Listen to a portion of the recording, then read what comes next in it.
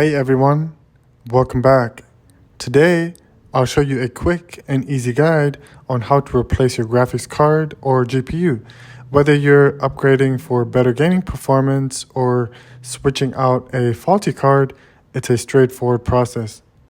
Here, I'm removing the power cable and unlocking the slot the GPU is connected to.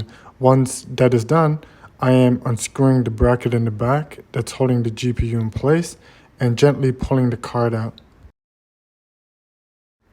After removing the GPU from your computer, it's a good idea to place it in a safe and static-free location to avoid potential damage.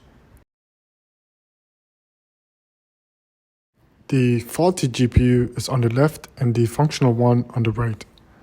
Here, I am going to show you how to determine if your power supply unit can accommodate a different GPU. This involves considering the total power requirements of your system and ensuring that your power supply unit has sufficient capacity.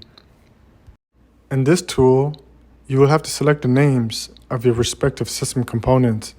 These names can be obtained on the seller's website in the item's description field. Once everything is filled in, the tool will automatically tell you how big of a power supply unit you will need to accommodate a different GPU. This calculator helps you avoid selecting a power supply unit that is too weak or even unnecessarily powerful for your system, ensuring efficiency and stability.